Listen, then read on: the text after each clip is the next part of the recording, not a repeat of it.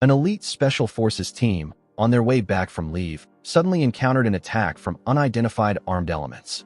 With a significant disparity in equipment, the members could only take cover behind obstacles and struggle to resist. However, enemy bullets rained down, heading towards them with destructive power. In this isolated, unsupported, and tense situation, could the Special Forces team find a chance to escape the encirclement? And ultimately, what had pushed them into such a perilous situation? Time rewinds 72 hours earlier. A girl, for unknown reasons, looked listless, seemingly harboring a terrible secret in her heart. Her close friend, seeing her weighed down by worries, suggested going out for a walk to relax. But unexpectedly, as soon as they stepped onto the street, they ran into a group of aggressive thugs carrying weapons. Without a word, they intended to rush forward and kidnap them. Fortunately, this scene caught the eye of Captain Guerrero, who was on leave. As a soldier of the Mexican Armed Forces, he naturally couldn't turn a blind eye. Therefore, he immediately drew his gun, subdued their ringleader, and ordered the others to drop their weapons. But unexpectedly, the ringleader showed no fear at all, and even threatened Guerrero not to interfere in others' business, or else things wouldn't end well for him later. Local police quickly arrived at the scene. Seeing Guerrero holding a gun, they reflexively raised their weapons in a defensive posture, while demanding he put his gun down. Upon hearing this, Guerrero didn't comply immediately, but instead recounted in detail what had just happened. But surprisingly, the group of police officers showed hesitation. The police captain, seemingly apprehensive about something, not only didn't proceed to arrest the thugs, but instead, they became suspicious of Guerrero's identity. Only after he presented his identification to prove his identity did the police captain order the arrest of the thugs. However, his expression, for some reason, was extremely unpleasant. Guerrero initially thought everything was settled, but unexpectedly, at this moment, the girl who was almost kidnapped, still shaken, approached and told him an earth-shattering secret. It turned out, the leader of the kidnappers was named Tuco from Murciélagos, the largest local drug cartel. The reason they brazenly tried to kidnap the two in the middle of the street was because they had accidentally discovered the cartel's mass grave, just a few kilometers from here. Upon hearing this, Guerrero immediately furrowed his brow, fully understanding the severity of the situation. He immediately summoned his Special Forces team to the scene. Indeed, just as the two girls said, a mass grave was hidden there, containing the bodies of 10 soldiers. Furthermore, the wounds on their bodies indicated they had endured brutal torture before dying. This discovery enraged the entire military command. Colonel Toro firmly declared that this matter absolutely could not be ignored. The mastermind must be swiftly apprehended to console the victims and their families. Thus, this difficult arrest mission was assigned to Guerrero. He would lead an elite Special Forces team, infiltrating the crime syndicate's stronghold to capture the suspect. On the other side, the Murciélagos boss, Damaso, was also watching the news on TV. After learning the mass grave had been exposed, he showed no expression, turned off the TV, then casually and cheerfully prepared dessert for his daughter. Who could have imagined this cruel and inhuman drug lord actually had a happy and fulfilling family? However, just then, the villa door was suddenly knocked upon. Damaso's expression immediately darkened. The visitor was indeed Tuco, coming to apologize. Looking at his younger brother who only caused trouble and couldn't do things right, Damaso's mood was extremely foul. Because, not long before, he had spoken with his inside man in the government agency. The contact said this incident was too serious. Moreover, the Special Forces unit was handling the investigation, making it very difficult to exert influence from within. And he also learned from his inside man that Guerrero was one of those who had killed his father years ago. New hatred and old grudges surged together. The flames of anger in Damaso's heart completely ignited. Thus, using a tone that permitted no argument, he ordered Tuco to find an opportunity to deal with Guerrero and his teammates, while he himself would continue liaising with the inside man. Meanwhile, Guerrero had summoned his team members and begun operational deployment. However, their primary target was not the boss Damaso, but a burly, bald man named Lalo. The target was one of the key members of the Murciélagos organization and also the main suspect in the soldier massacre. Furthermore, Guerrero had received intelligence that Lalo owned a high-end seafood restaurant and was present there almost daily. They could capture the target first, then through negotiation, exchange information about Damaso, thereby increasing the assurance for the main capture operation. This operational plan received unanimous agreement from the team members. Thus, without further ado, everyone immediately took action. They fully armed themselves, carefully snuck into the restaurant, quickly subdued the other staff and customers, then stormed directly into the dining area where Lalo was present. At this moment, the target was still enjoying his fine food, momentarily unable to react. The Special Forces members, posing as customers, also immediately raised their guns from behind, aiming straight at Lalo and his associates. After a tense standoff, Lalo and the others could only surrender helplessly. However, just as they stepped out of the restaurant, an escaped criminal holding a gun carefully got out of a car, preparing to ambush the Special Forces members from behind. The very next second, he was shot in the head. It turned out the team's sniper, Polo, had been hidden at a distance providing cover, helping his teammates neutralize the danger. Everyone smoothly boarded a boat back to the other shore, then quickly moved to a safe area. Here, police were already waiting to provide support. After confirming the surroundings were clear, Guerrero handed Lalo and his associates over to the local police. The capture operation was successfully completed. The team members were immediately overjoyed, eagerly anticipating their upcoming leave. Colonel Toro was also extremely pleased with this result. He first granted Guerrero's team a short 3-day leave, then said the plan for the next mission would have to wait until after Lalo's hearing concluded. He hoped the Special Forces team would continue to provide support in the future. On the other side, Damaso successfully met with his inside man. Unexpectedly, the contact turned out to be the Secretary of Security, Marcelo. Upon meeting, Damaso said nothing, simply offering a bag of cash. Marcelo, understanding, signaled his driver to take the money, then took a phone from his pocket, saying Guerrero's call history had been monitored for 24 hours. Damaso could eavesdrop on the target with this phone. Next, Marcelo continued, Guerrero and his team will be on leave tomorrow. If Damaso wants to completely eliminate the trouble, don't miss this good opportunity. Although the place seemed very discreet, their entire transaction process had actually been secretly recorded by Tuco, hiding nearby. This was also an escape route Damaso had prepared for himself. Meanwhile, the Special Forces members, having received their short 3-day leave, decided to leave the military base, return home for a brief reunion with their families, and then celebrate the birthday of Polo, the youngest team member. So, the group took a photo together, after which Guerrero drove everyone away from the base. The vehicle sped along the highway, the occupants chatting cheerfully, full of anticipation for the upcoming holiday life. But fate played a trick. As the vehicle entered a remote mountain road, they suddenly encountered an ambush. Everyone hastily got out to resist, but the enemy was clearly prepared, fully armed and equipped. Fortunately, the members coordinated well, jointly eliminating several enemies, then quickly picked up weapons and continued the counterattack. Soon, they were all taken down, but years of combat prevented them from letting down their guard because of this.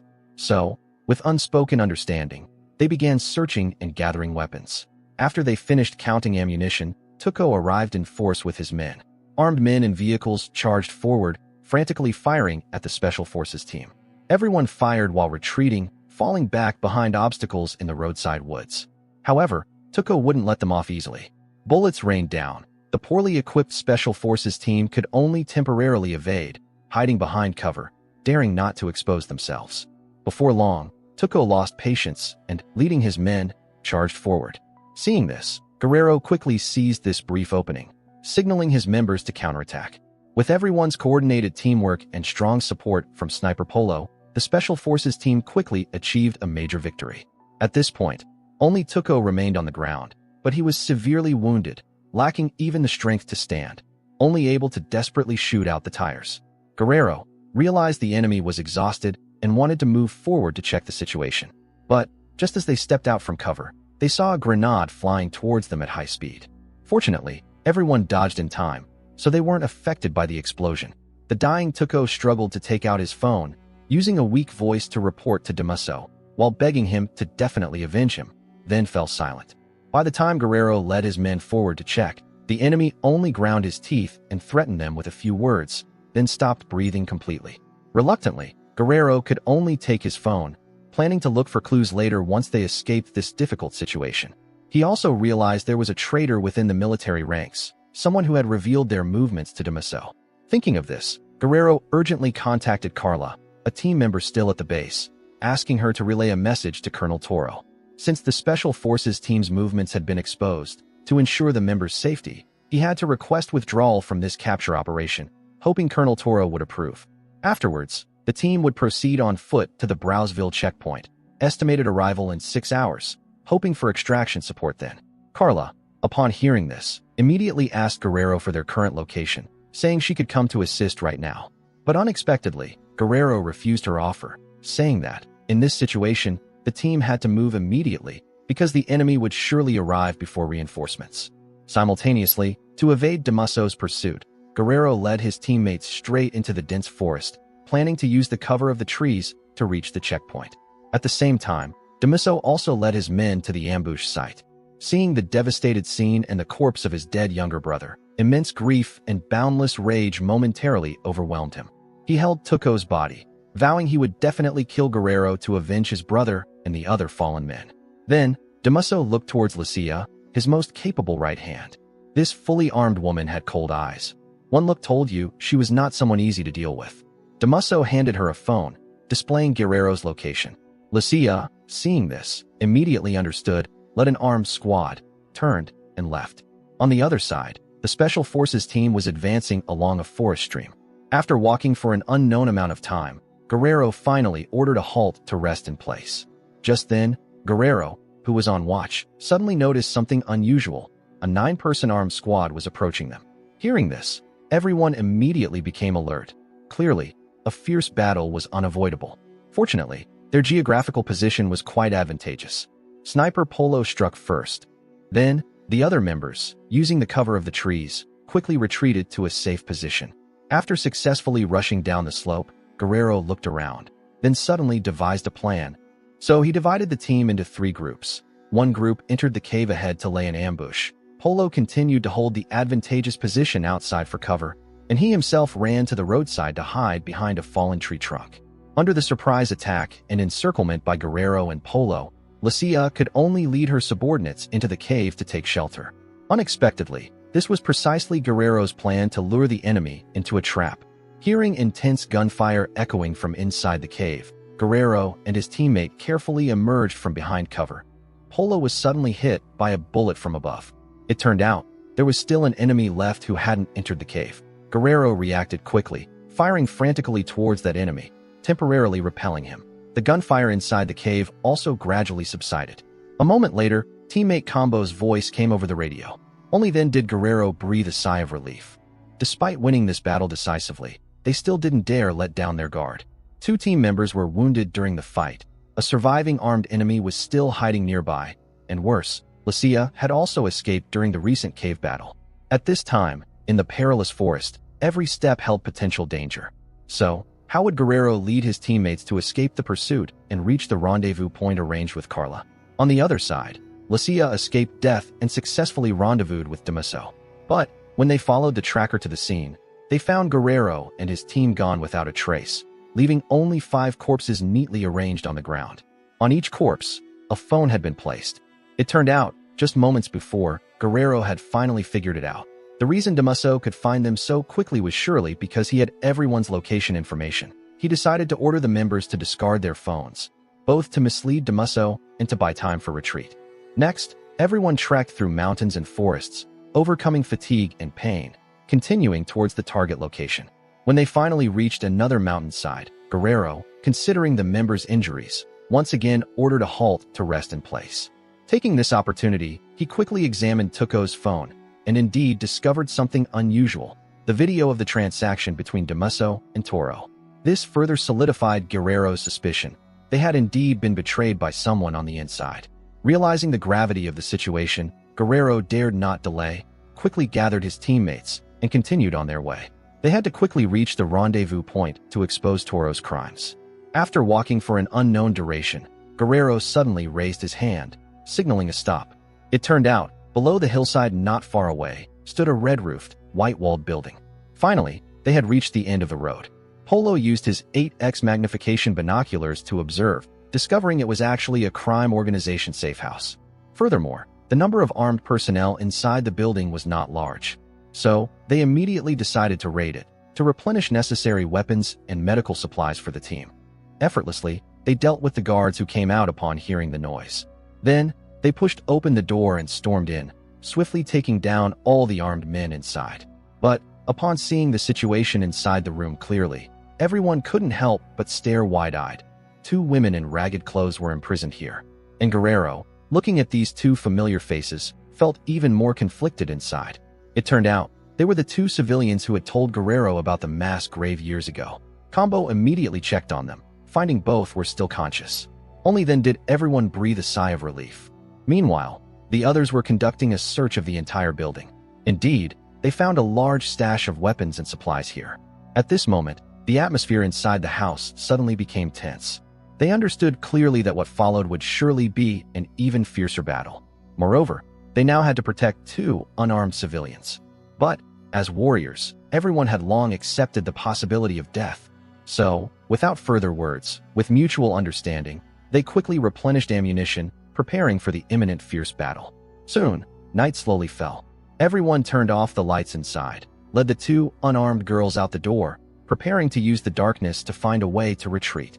But, just as they stepped out, a bullet whizzed past, hitting the girl in the middle. Fortunately, she was already wearing a bulletproof vest, so she only fainted temporarily and her life wasn't in danger. But, this unexpected incident still caught the Special Forces team off guard. They could only resist while bringing the two girls back inside the building. During the retreat, Polo was hit by gunfire again. With teammates providing cover, he finally retreated safely back into the house. But, Damaso wouldn't let them off easily. Seeing Guerrero and his team retreat into the house, he immediately ordered an all-out assault, vowing to make these people pay for Tuco's death.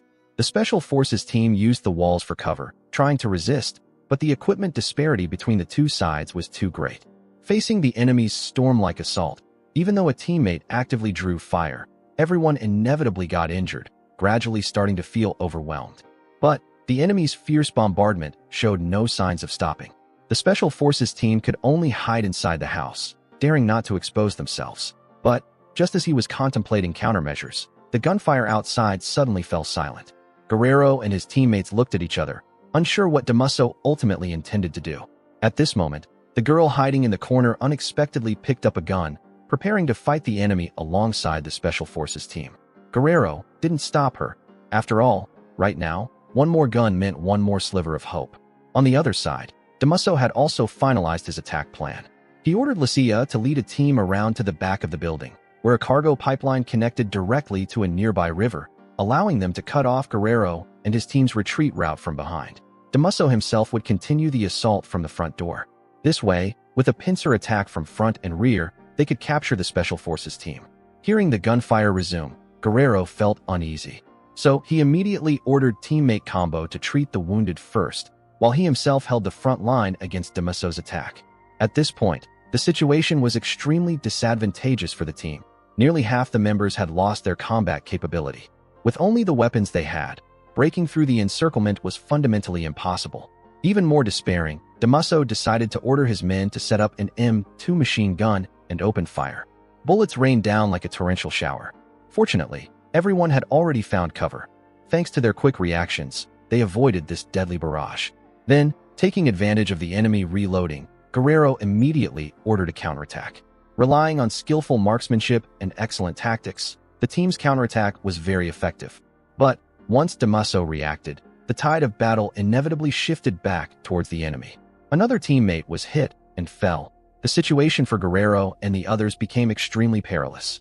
Worse still, an enemy took advantage of the chaos to rush inside the building. Fortunately, everyone reacted in time, coordinated, and quickly eliminated him. At this moment, the machine gun fire outside stopped again. Using the enemy's reloading window, Guerrero precisely sniped an armed man attempting to transport ammunition right in front of the main door. The Special Forces team could finally catch their breath temporarily. Knowing all his teammates were still alive, Guerrero's heart calmed. However, the danger was still far from resolved. Team member Tank was severely wounded and couldn't move. The rescued girl, Kara, proactively went to resupply him with weapons. At this time, Lucia had already led her forces into the pipeline and was feeling her way forward, moving through the dark basement, entering the building. This scene happened to be witnessed by the weakened Tank, then pulling the pin on a grenade and charging towards the basement door amidst enemy fire. Hearing the earth-shattering explosion, the teammates at the front rushed towards Tank's position, but ultimately only saw a sea of fire. Realizing their teammate had sacrificed himself, Guerrero and the others were filled with grief. However, they had no time for grief now. Regaining composure, Guerrero led the remaining survivors out of the building, preparing for a direct confrontation with Damaso. Just as they stepped into the open ground in front of the main door, a bullet suddenly flew out, accurately hitting the youngest team member, Polo. Fresh blood poured uncontrollably from his mouth. This time, the young man who had always managed to escape death by a hair's breadth could finally no longer stand up. Guerrero was immediately overwhelmed by rage and grief. Just as he was about to kill Damaso to avenge his teammate, the enemy unexpectedly raised both hands in surrender, then discarded all his weapons. According to military regulations, Special Forces soldiers are forbidden from killing surrendered enemies. The 3 surviving members could only grip their weapons tightly, their eyes filled with unwillingness and indignation. How could they resign themselves to their teammate dying like this? At this moment, Guerrero suddenly threw down his gun and advanced, unarmed, rushing towards Damaso, preparing for a fair fight. But unexpectedly, the opponent was no pushover either. After being tackled to the ground and beaten by Guerrero, Damaso suddenly pulled out a dagger. This cunning criminal had no scruples whatsoever. The situation became one-sided. With years of military experience, Guerrero quickly gained victory thanks to his superb combat skills. Seeing Damaso lying limply on the ground like a pile of mud, Guerrero bent down, picked up the fallen dagger, then pressed the cold blade against the opponent's neck. He desperately wanted to kill Damaso to avenge his teammates, but as a soldier, he couldn't violate regulations. He could only use all his strength to knock the opponent unconscious. As the first streaks of dawn appeared on the horizon, the extraction helicopter finally descended slowly. Guerrero told Carla to notify the Department of Justice, then boarded the helicopter with his remaining teammates. The sunlight outside the window gradually became clear and bright, but on the faces of the 3 survivors, there wasn't a single smile. And the group photo taken at the base was the final moment of this 5-person Special Forces team. The film ends here. This is a representative work of recent Mexican action cinema. With its extremely sharp pacing and profound expression of the aesthetics of violence, it demonstrates a philosophical depth rarely seen in contemporary border-themed works. The film reaches a very high level in 3 aspects: action design, spatial metaphor, and analysis of human nature, deserving to be called a representative work of recent crime action films.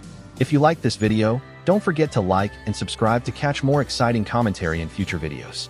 See you in the next films.